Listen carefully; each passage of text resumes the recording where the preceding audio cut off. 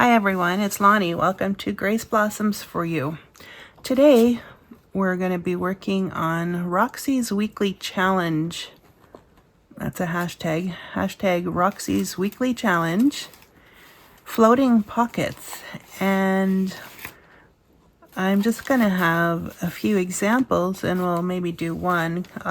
You can look up her tutorial. She used interesting papers. By interesting, I mean she used really thin papers, which to me it's always a interesting thing to me when people use really thin pages, because I like to have them a little more sturdy, but I mean, that's a personal preference. So I was starting to, how can I apply this challenge to my journaling and how can I make it my own? So she did not sew hers, but I like the look of sewing, so I did sew some of mine. And I used my jelly plated artsy papers. So this is book page, and you can use whatever size page you want. You'll just end up with different size pockets. This was from a 8.5 by 11 piece digital, and so this will be a nice pocket. So just for a size reference here, my usual journals are using 8.5 by 11 inch papers and then folding them in half. So a floating pocket would be one that you put inside, and then you can use your fancy paper clips, which this isn't one, it's just a regular one, and you can attach it to the page, and you can decorate these pockets however you like. And so I just thought we would make a couple today. Again, you put it where you want, and then the person using the journal can put it where they want. And so it's just kind of cool that way. And so here's another jelly plate pocket that I made. It's, this is a good way to use up those bigger pockets that maybe don't fit on a page. So I like this one because it's got the leaves in different colors, so I think that's pretty. And then I wouldn't want to tack it down, so I would want to have it be a floating pocket, so something like that. So then I got to thinking, what other papers could I use? So here's some digitals, and again, here's some of the jelly plate ones, and those are fine. I like them. I will use them. And then here's one I made out of sheet music. And again, I picked this one so that we could decorate it more. I like the music as a backdrop, so there's that. And then I found this paper. It was in a gardening encyclopedia, and it's shiny and it's ripped, and so I was holding on to it wondering, what am I going to do with it? So then when I was thinking of the floating pocket project, I decided that this would make a great floating pocket. So what I'm going to do is just trim off the part here that is ripped, and it's ripped quite a bit in there, so let's line this up here.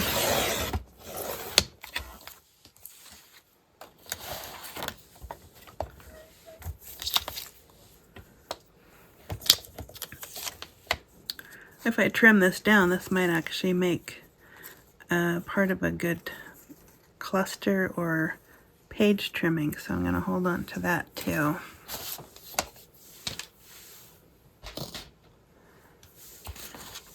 So I will probably go and sew this one after, but for right now, we can glue it. So the way this worked is, now because hers was very thin, she gave it a sturdier lip by folding over the ends. So let's see, if I wanted,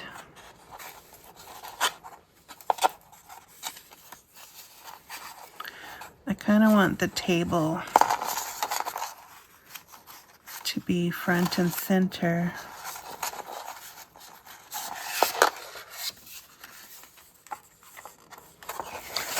But that's not really going to be happening because it's right in the middle of the page. So unless I make it a lot smaller. Okay, so this is going to be the lip. So I'm going to fold that down. I probably was a little generous. I think I have almost, it's about 3/4 of an inch there, so that's okay. You can do it a little wider, you can do it a little thinner. Alright, so because this is shiny paper, it may take a minute to have that glue set. Okay, so this will be the front of the pocket. And see, yeah, so it may not be the greatest example, but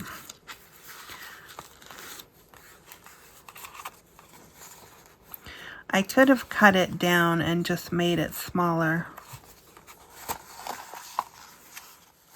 But I would have had to make it a lot smaller.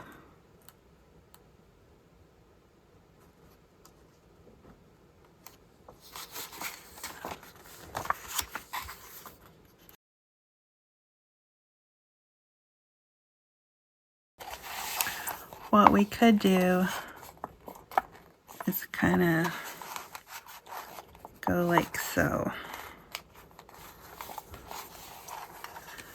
Now I've folded it here, overlapping. So you may have the not so pretty side on the front. And the pretty side would be on the back.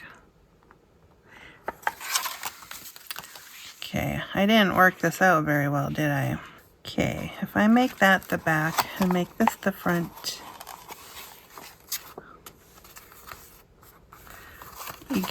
you still get the table on the back. So, but yeah, I don't really like this arch being on the front, so what I'm going to do is make this the front here.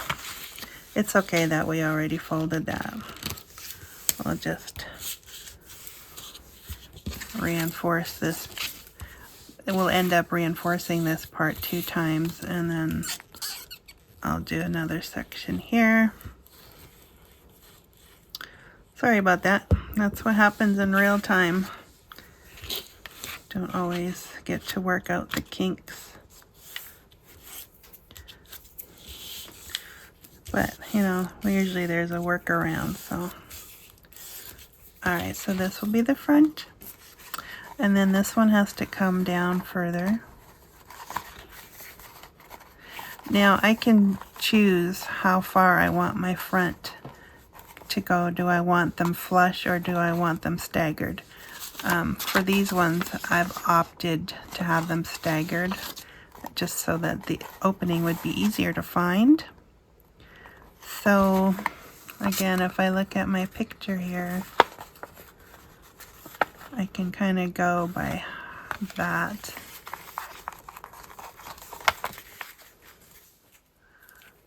Okay, so my glue is kind of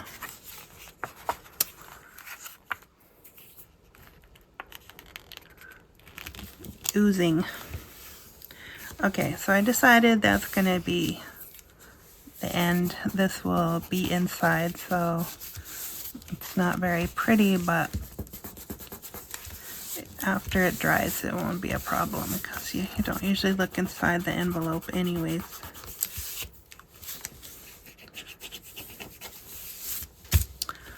Alright, making a real mess here this morning. Alright, so you're welcome. It's early, and so messes happen. That's okay. So that will be the back of the envelope. So then I will just come along, decide where I want.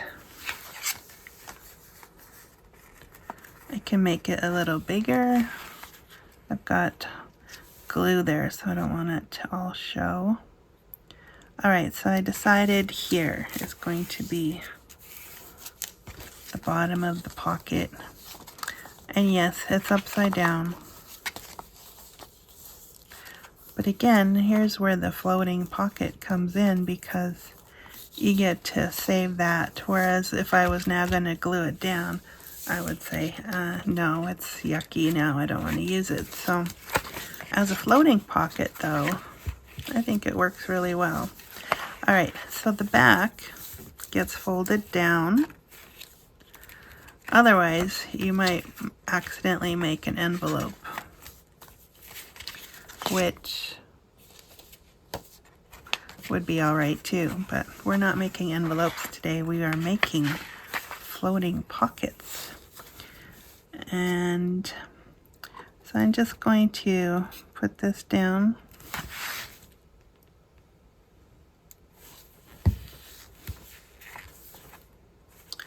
Actually, that can have glue all over.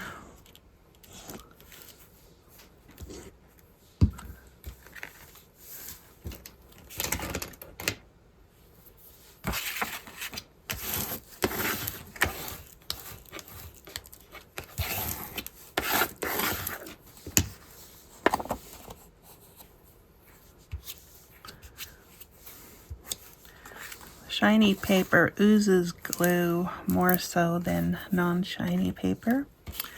That's just a little FYI there. Alright, so then the sides can be glued.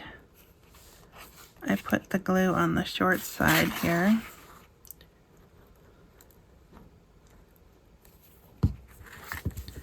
Like so.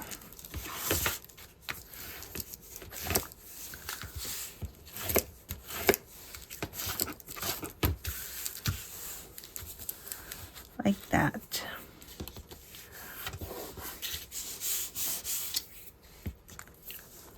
Okay, so there's a little bit of glue here. I might be able to wipe that off. Okay, got a little bit of water.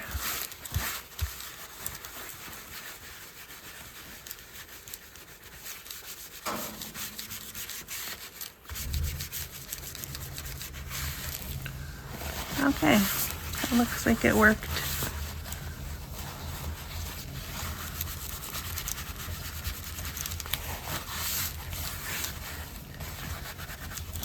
Alright, so a bonus for shiny paper. Okay, so I'm going to decorate this with some trim.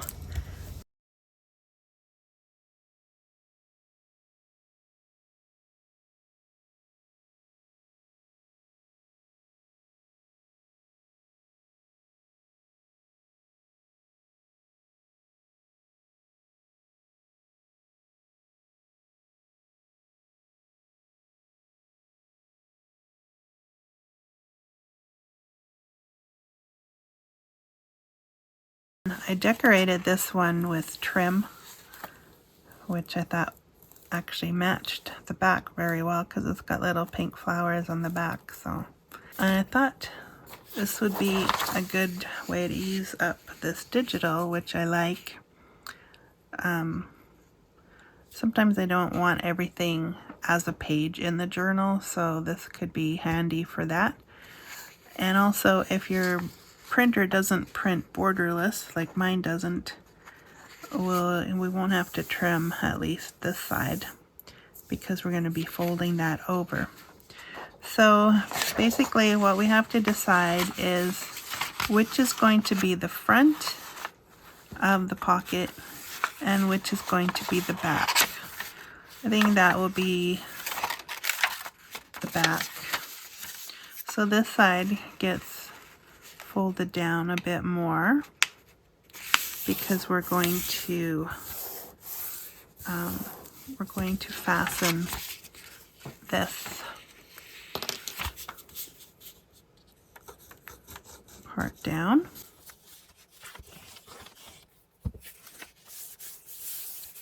And we can trim this off after.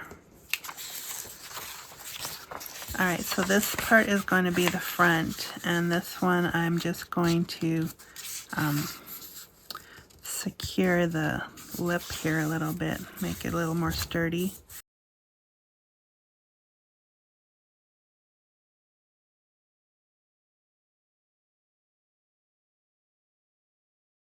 Alright, so then this, you get to decide how far up do you want it. Do you want it flush? Do you want it, you know, down a little bit? I opt for down a little bit, just even a tiny bit, because I think it makes it easier to open. So I wouldn't have had to put this down as much as I did, but I did. So these are the things you got to think about. I think I will do so. And then we're going to glue the edges down. And I'm going to go in a little bit with my glue because I want to cut those edges off. So I'm going to just go inside here. And if you have one edge that's a lot shorter, you want to put the glue on that side.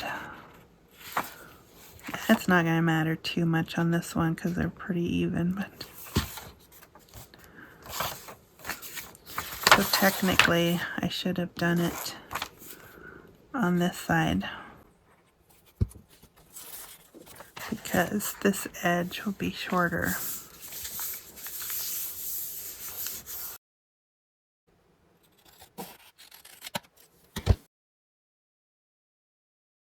Anyways, you can catch Rachel's tutorial on on her channel.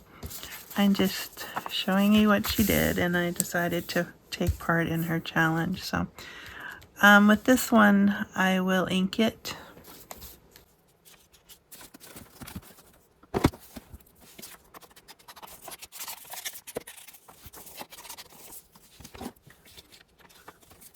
Okay, so very pretty. And two, if you have this as a floating pocket, the back, if there's not, you know, if it's not too busy, you can use that for writing.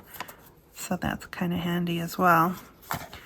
And then normally I would ink the inside flap as well.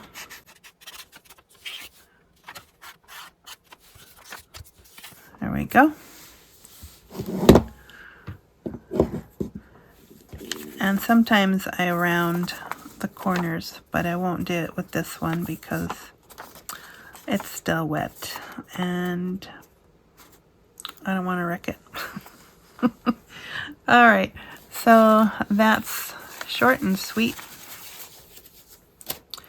Maybe not so sweet, but there's a short video today on how I made it my own with the sewing and trying to use different papers and trying different kinds of papers, like the shiny paper.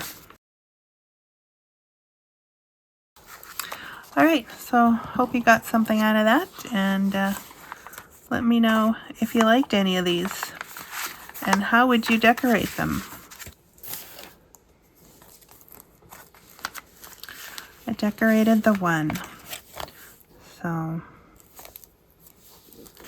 all right.